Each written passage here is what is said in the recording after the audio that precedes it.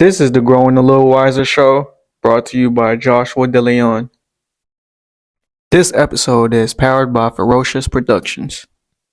First of all, man, we're in Arkansas and the weather is crazy.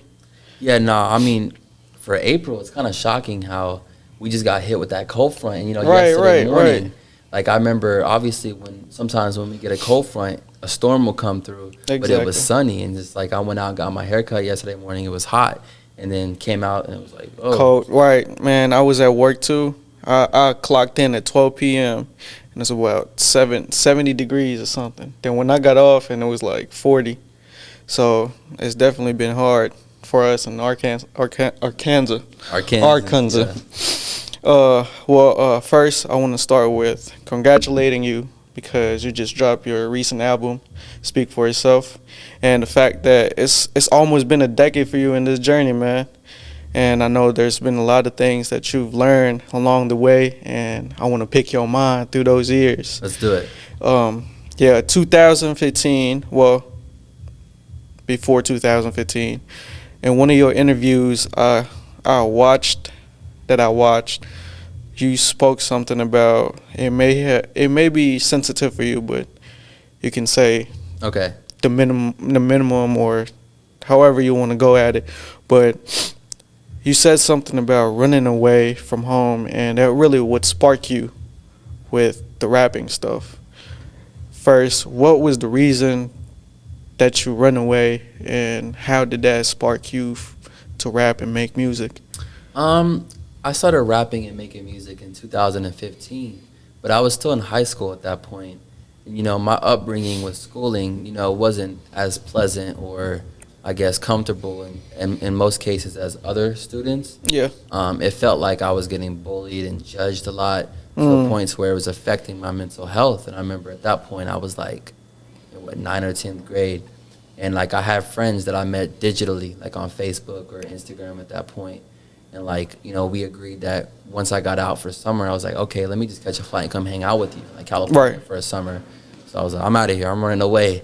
Took like $1,000, and it lasted for maybe like a month and a half. And then I obviously went broke, and I came back home. This was like summer 2014. And then at that time, I knew, like, I really need to figure out what I want to do in life. At that point, I had tried many different things, like football, soccer, basketball, martial arts, all these different things. And I just didn't feel it like that. I didn't feel passionate about it. And I remember I tried, the idea of making music. I tried it. I was like, wow, this is amazing. And it felt like I fell in love with it. I have not looked back since. Yeah. So was it, of course, you said in one of your interviews too, you're from Denton, Texas. Yeah, well, I was born in Denton, Texas. Yeah. But I'm from here. I was raised in Little Rock. I moved here when I was like 3 or 4, 6 months old. So you was already in Little Rock when you flew away to go to California? Oh, yeah. No, I've been in Little Rock since I was like 3 months old. I came and went over the years, but initially, yeah. Man, how old were you when you ran away? 16. And then you never came back until after high school, or? No, I came back a month and a half after running away. Oh, okay. I wasn't gone that long. Okay. Damn. So how was that for that month that you was gone away from your family and stuff? What lessons did you learn from doing that? This. No one's ever asked this. Okay, so I vividly remember, like, I was tight on money. I knew that for sure. Like, I had like $1,000 budget to last. And the guys that I was with, we weren't really going out and doing much things that required money given our age. We were too young to go to the clubs and things of that nature. So my favorite thing, I'm a big beach guy, and I love to be, well, at that time, I was on my tourist vibe. So being in L.A., like, I would go to, like, Hollywood Boulevard and walk around and look at the stars. I would go to Santa Monica and Venice Beach, but I would ride the bus. They had this bus called, like, the Metro, the One or something like that. It was, like, an orange and white bus. And I would, like, ride it from, like, Culver City to, like, Venice Beach. It would take an hour, and it only costed, like, $1. And I would go to the beach, and I'd stay there for like 10 or 12 hours and just be kicking it. Sometimes I'd go alone. Sometimes I'd take my friends with me. Right. And then when the day's over, I'd get a burrito from like a taco truck, and I kind of repeated that cycle. There was no form of like progress or doing anything that was gonna like get me anywhere in life. I was just a dumb kid having a good time. Obviously I was getting involved in doing things that I shouldn't have been doing. Right. At that time, I have a song coming later on this year called 2014, and I touch on the fact how Now that I'm older, I'm 26 now. You know, I don't have kids. I've never been married. And I might potentially see myself having a kid one day at some point. Sure, we'll see if that happens, if Right. it's meant to be. But I thought to myself, at that time, I was, 16 and 17. And, we were messing around with girls that were in their, early to mid-20s. And now that I'm older, looking back, I'm like, that was kind of wrong. So obviously, we were partaking in that. We were smoking and doing things that we shouldn't have been doing at that age. But to answer your main question, what did I learn from that? I just learned that, if you don't have that parental supervision at that age, you're going to wild out. Right. But gratefully, through the grace of God, I made it back home unscathed. How was that for you when you just popped in at your crib and then, Mom, I'm back? Yeah, I mean, at that time, I didn't have any tattoos. And my mom was like, you better not get tattoos. I went to L.A. and I went to this, little swap meet building. They sell, all the knockoff sports clothes. Right. And in the very back section, they had this area where this guy, he went by Mr. Gray. He was, an older man. And he was, giving tattoos for, $5 or $10. And I got, a bunch of, couple little scribble-looking tattoos on my arms. And I came back home, and my mom saw them. And obviously, she was upset. But I got Mom on my chest. So the line was drawn. Did that answer your question? What was the question again? I said, how did your mom react from the fact that you ran away and then now you just popped back in? She accepted it, but she knew at that point, because at that point I was 16, about to be 17. She knew, in terms of, disciplining me, those days were over at that point. Right. But she did a great job of doing that beforehand, but it reached a point where I just had to go. I had to, spread the wings, Man, that's crazy. By yourself at 16 years old, that must have been crazy. Yeah, and I had $1,000 saved up only because before that, there were people that would allow me. They'd pay me to take out the trash or mow their grass, and I saved that money. I was hustling, Right. at that time. So I saved up, which obviously in this day and age, it's not a lot of money, but at that time it felt like a lot. Right. And you get there and it runs out. You're like, damn, I gotta go back home. Because I'm gonna tell you why I came back home. I knew that I didn't want to be a failure. I knew, because like I said, that was a transition from 10th grade summer going into 11th grade. I knew I didn't want to be a high school dropout. So that's why I came back home to finish high school. And after high school, I know you kind of talked about some of your interviews that you wasn't good in sports. You didn't feel like you could make it out of sports. So you kind of just touched bases on, I can make music, and you found out that you can be good at it. Was there any other avenues that you wanted to touch on instead of just music? Things that I aspire to do in life? Not, let's say, the music didn't work. Did you have other avenues that you could lay on and be your backbone? Okay, so this is what I'll say about that. No knock to people that go that route mentally. I can only speak from personal experience. But I thought to myself, there is no plan B, and it's going to work. It has to work. There was nothing else planned. There was nothing lined up.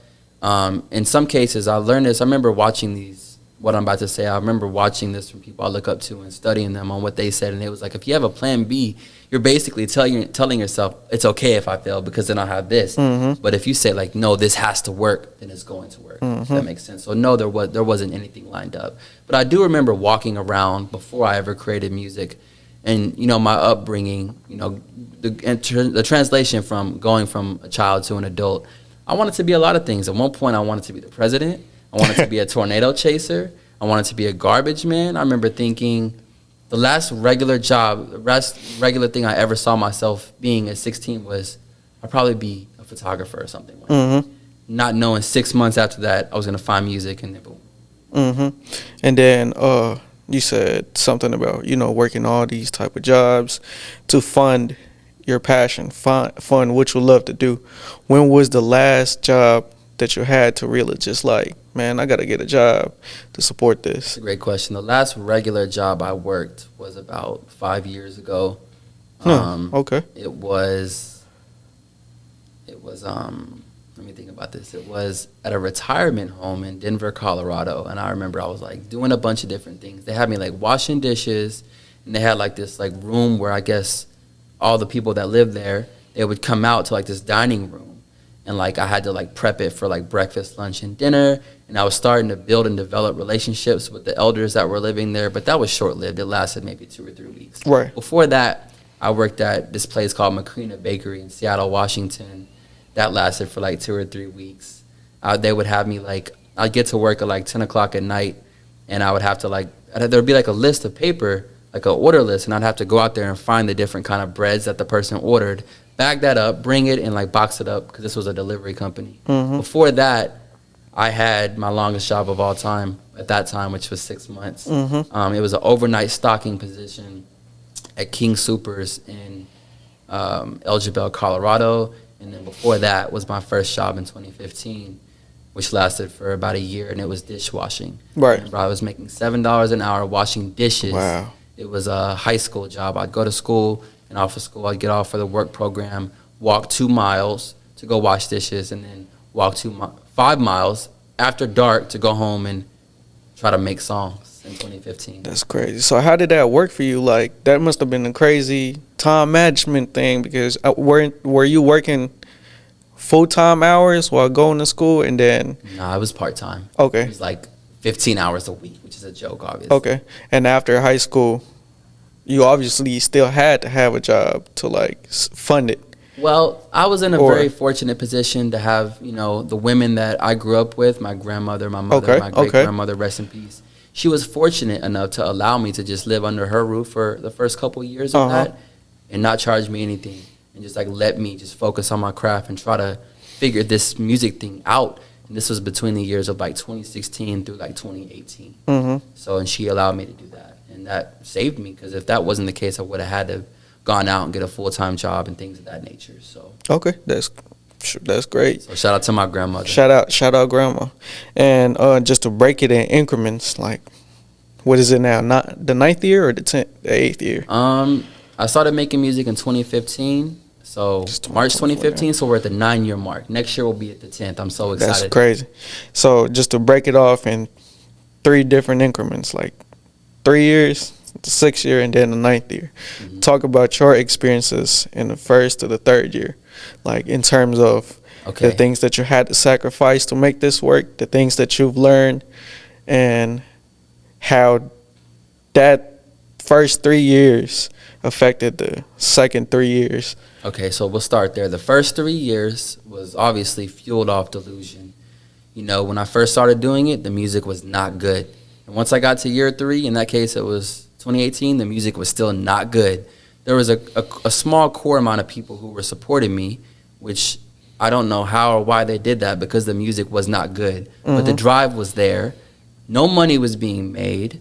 And it more so was like just me staying in a room and just dishing away, like thinking to myself, I have to figure this out, for like 10 to 15 hours a day. Right. For like from 2015 to 2018. And what's the question? That's more so what those first 3 years were like for me. And obviously I was experiencing dating and what that was like. I think I had like 3 or 4 different girlfriends at that time, and just kind of getting a feel for that. And obviously that bled and spilled into the music. Right. So yeah, that's what those first 3 years were like. And you said something about, you know, it was fed off with delusion. Don't you think it's good to be delusional 100%. when it comes to your... And I watched the interview, and when I saw that the GOATs and people I look up to was telling people to do the same thing, I was like, wow, I was on the right path. Right. I think it was Cole that said that in one of the interviews that he had recently. Yeah, he said it's good to be delusional, because if you can't be delusional about your dreams, you're not trying to reach the top. Facts. And to an extent, I'm still to an extent moving off delusion at this point. Right.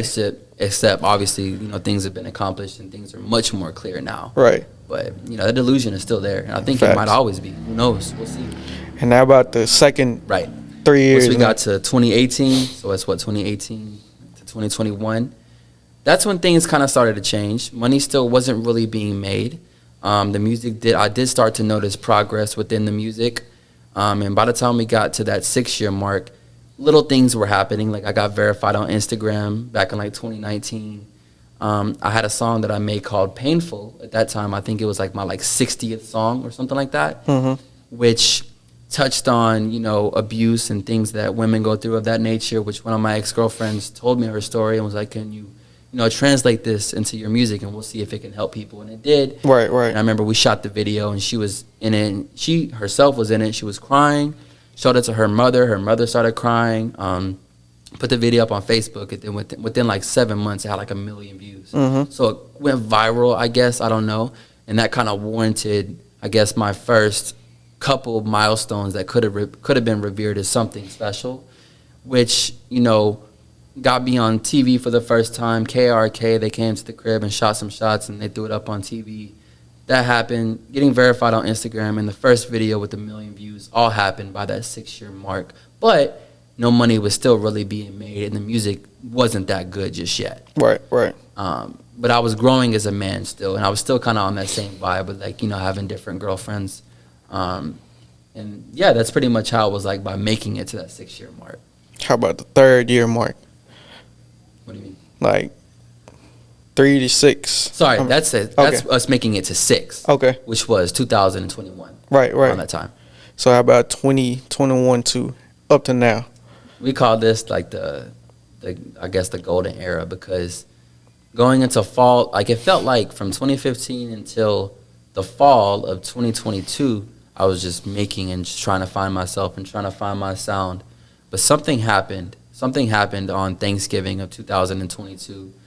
I started working on this album called Tell Me Again. I felt like I caught a stride, and I was just really confident. I started to feel like, nah, like, I got this. This is my time. Right. I started to feel like, nah, bro, my pen game is starting to match these people I'm looking up to.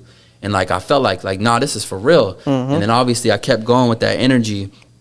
And between, I guess, that 6-month period from November 2022 to like spring of 2023, like this time last year, I really started to feel myself. And that's when things started to, like, really, I guess, manifest and grow into something special. And then that led to the creation of the album Speaks for Itself, which I made last year, 2023, from March 2023 until July. And after I made it, I was comparing that to like the 10 or 11 previous projects before. Mm-hmm. I was like, nah, this one's good. This has to work. This is gonna get people to take me more seriously. This is gonna get somewhere. Mm-hmm. And then, you know, damn near a year later, it ended up going on the charts. Right. None of the other ones did. Mm-hmm. And that kind of brings me up to my main question. I had this recent episode that I recorded, and it kind of made me think of the things that I'm doing. Yeah. So I kind of want to implement it to every other episode that I do now. Which episode is this for you? It's the 3rd one. Congratulations. Thank you. And so why? I guess it's kind of a vague question, but why do you do what you do? At this point, like where I'm at now mentally, I hold a very strong responsibility, and I'm aware of my window and privileges. And I feel like this is what I was born to do. This is what I'm going to do. And I see myself growing and becoming one of the GOATs of my generation, like one of the most successful rappers, entertainers of my era. Absolutely. Obviously, after the Drake and J. Cole Kendrick era, the one after that, that's where I see myself going. But I just wake up every day, and this is what I do. I get straight to it. I just feel so driven and motivated and inspired, and I love it. Like, I really love it. And from your recent project, I really believe that you can get there. Thank you. And so did you? Well, obviously you touch on, you know, having different girlfriends during your younger age. Yeah. Did it ever occur to you, like, I'm trying to get to the point where I want to get to, because that's gonna open ways for me to get more girls or more money? Because, you know, in our generation, as men too, I mean, that happened back in the day too. Like, when you have money, you can have women. Yeah. Was that ever a thing for you, or? No, I mean, I've never had strong game with women, but I mean, I've always, you know, to an extent, I guess, took care of myself in a fashion to where I was somewhat attractive and appealed to women to some extent. So dating or attracting women was never really an issue for me. I don't think I would ever need like large success or money to like get women. So Big I've raise. had that before that, if that makes sense. It does definitely make sense. And I know you don't want to touch on it, but I actually wanted to drop this episode right after you drop your song, your new song. Yeah. So I don't know if that's an excuse to ask you about this. Well, what I can say about that is it's a blessing. I'm very excited. And when I was telling people about it, it's like they were in disbelief. They couldn't believe it. But where I'm at mentally, it's like I'm here now. Like I feel like I belong with all the people that I look up to. So Absolutely. not much of a surprise to me. But to other people, I guess that was the factor that like, okay, wow, he really is like, but it's like, You seen him in the flesh and you work with him in No, the this flesh? was a digital situation. Okay, cool. Like I had someone help me orchestrate the collaboration, and it was a proposal, and obviously I took advantage of it. And how, It was literally put on a plate for me. how is that? Like, how is he as a person to work with? I would say he's far beyond what you could imagine or what's seen on the screen. An intelligent, amazing legend. Do you think he's like, because all the scandal that he's been in, yada, yada, yada. Do you think that he's really a different person than that? Facts. I would say he's a great guy. Right. Nothing bad I could say at all. I think that's great, man. I'm excited for it. Thank you. Yeah, I'm excited to see what it's going to do, too. I think it's going to boost us to the next level. Absolutely. And what I would want to manifest for this is I wanted to knock down the door for me to be able to collaborate with all the other people that I look up to. I could just pull out my phone and read my Apple Music list of artists, and I want to work with as many as I can. Who's your next target? I don't know. We'll see. I want to work with everyone. Anyone who sounds great, they're passionate about it, they have a nice-sized audience behind them, and they're crushing, I want to work. And you absolutely talk about it a lot, like, your main inspiration being Drake and Cole. From all the things that's going on now, man, because that new Metro Boomin the Yeah, let's Future touch thing, on this. Let's do that. That Metro Boomin the Future thing. What you think about that? I think so. I actually saw Drake and J. Cole in real life. I went to support the concert. Yeah, I seen a on few your weeks stories. ago. Yeah. So I saw them there in the flesh. This was about a week before that happened. It was an amazing show. It charged me up so much. I think it's shocking how you can pay a couple $100s to go to a concert and receive that energy from them. So right. that's actually priceless.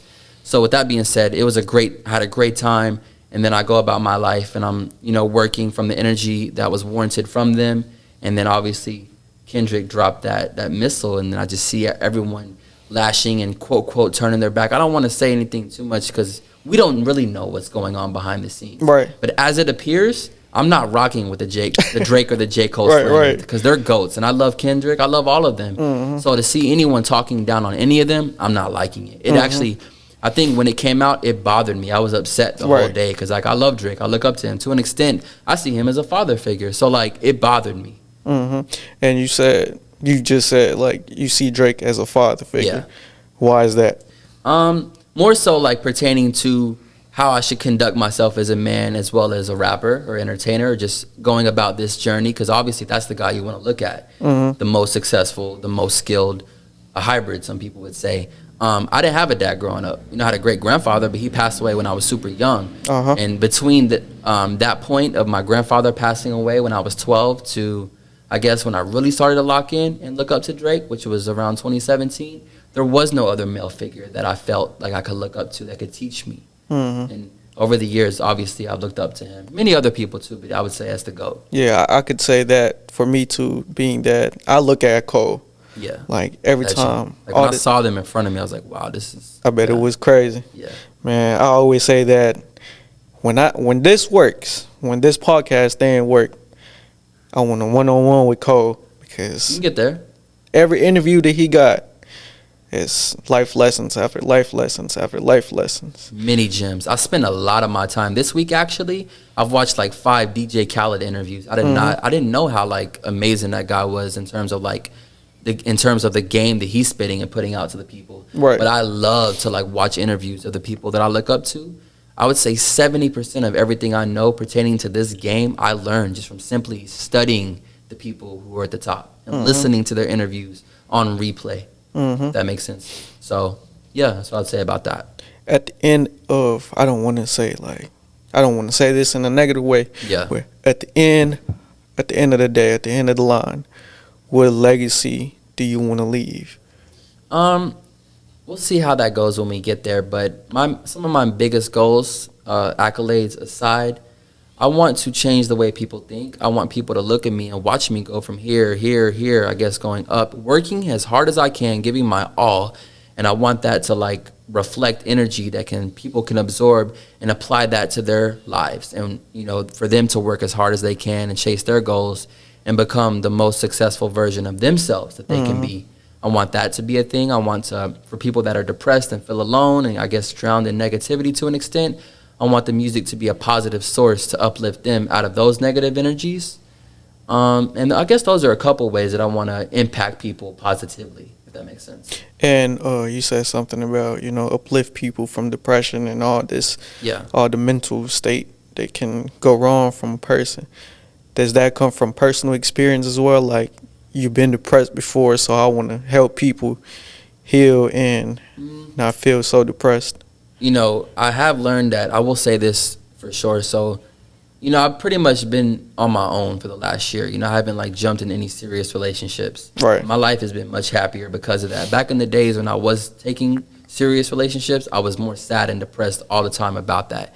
These days, one of the biggest thing that bothers me is still knowing that my grandmother is going to pass at some point in time, which I love her to death. And that bothers me. Like, as time goes on, there's proof that she's getting sicker, and, that's something that leads to my depression these days. Because I feel a very strong urge to go accomplish things on a very mass level to reassure her and show her that believing in me wasn't a mistake. But other than that, I'm not really as depressed these days. I'm pretty happy these days. I'm grateful for that. Right. But for the people that are, I really want to help uplift them.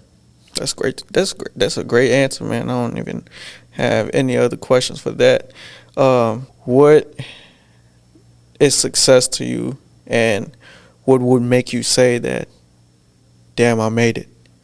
I think there's different pillars to that, and what I've learned is this whole thing is it's like describing where you are mentally, because I could have gave you a different answer 5 or 10 years ago, and what I'll give you now, I guess 5 or 10 years from now, I'm going to look back like, you thought that was success? But right now, I guess just to have an enormous mansion, maybe $10 million in my bank, millions of listeners on Spotify, obviously millions of dollars are being made from touring and the merch and the music, obviously. I want to have songs that are platinum, albums that are platinum. I want to be touring and selling out my tours. I want to grow from I guess a couple hundred cap rooms to thousands to eventually arenas. And this is my plan to make it to the top. That's making it to the top. I want to stay at the top. I want longevity. I want to be here for 5, 10, 15, 20 years. Right. I'm 26. You see Eminem, he's still going hard. He's in his 50s. I'm trying to do that. Right. So at 26 in 2024, in my mind, that is success to me. At this moment, it's subject to change. And I like that you were aggressive with your goals, because that's what you really need to do. You need to be aggressive. You need to be passionate about, and I can hear that from every answers that you have given me throughout this entire time. And I'm glad you touched on Eminem. He's the GOAT, most definitely.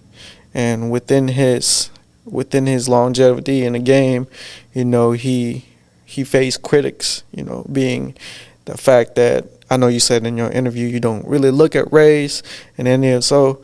And what I'm trying to say is, how Eminem faced a lot of criticism when he was younger, trying to make it in the rap game. Do you feel like, as a white male Iranian guy, Well, I'm a white man. do you feel like you're going through the same thing, same challenges as a white male trying to make it in the rap industry? Not so much. I do understand that rap and hip hop is black culture, and I am a guest here. So I do acknowledge that, and I try my best to work as hard as I can and inspire and show love, especially to the black community. Absolutely. And as time goes on, I do want to give back in different ways financially, not just to the black community, but different communities throughout life that see beyond race. I am aware that I'm a white man and the privileges that do come with that, but I try to see past race. I more so judge people on how hard do you work? What are you doing to spread love and happiness? Are you being useful? I feel that. So, and at this point, I'm really aware of my impact and where the train is going and the level of skill that I've worked damn near 10 years to attain. I'm ready to go against anyone, any rapper. Absolutely. So no one's really came out dissing me yet, but I look forward to that whenever that is. I'm sure it's going to come. But no, I'm aware of the skill as a rapper, and I'm ready to take on anything or anyone. So that answers your question. I mess with that. And obviously, we're representing Arkansas. I'm from Little Rock for the ones that Exactly. don't know. And I feel like, me and my brother Moses, we're the face of Arkansas when it comes to rap. I'll give shout outs to other people I look up to, I like Wuda, I like Bankroll Freddie, but they're making great music. But me and Moses, what we're doing is different, if that makes sense. Like, we're actually rapping, like, the art form of that. Yeah, I like that answer, man. What do you think people should look for, like, should wait for and just be like, this is what's next for me? Like, in terms of the music? The music. You can expect me to be very consistent. As long as I stay in this headspace and streak of energy that I'm in currently, I'm going to keep the train going for at least the next 5 or 10 years. Like, I'm always working. I make typically 1 to 2 songs every single week. I'm sitting on a year's worth of music right now, unreleased. If I continue with the pace I'm at, which is typically dropping between 1 to 3 songs every 3 weeks. So expect nothing but consistency and as much music as I can give you, especially while I'm still independent. At some point, I do see myself partnering with some major label. We'll see which that arrangement is best for. But until then, I'm going to dish out as much as I can, but obviously it has to align with quality and quantity. I'm not just like rushing. This isn't a rush job. So expect lots of music from me. Expect more growth as a human and just my attempts to help and spread as much positivity as I can in this cruel, dark world. And the best way that people could support me is to listen to the music on Spotify. I have a playlist right there called Metalecalec Mix. And just follow your boy on Instagram. Just follow your boy on Instagram. Those are the best 2 ways that you can support me at this moment. And if you want to go the extra mile, obviously supporting the merch would be greatly appreciated, as well as the other. But, that's what I would say about that. Right. And, man, I like this. Me too. If you were to get signed right now, let's say 3 major labels, like, you need to pick, man. OVO, TDE, or Dreamville. I mean no disrespect by saying this, but I have love for all 3 of those labels and Right, all 3 of the right. artists on those that created that and everyone on those rosters. But I personally would never sign under another artist because I want to be as big or bigger as the creator of those labels. I feel it. I have to sign or partner with a major label that's going to make me a priority, if that makes sense. So you'll be the face. Like, of I the love label. Drake, but I would never sign under Drake. Nah, I feel that.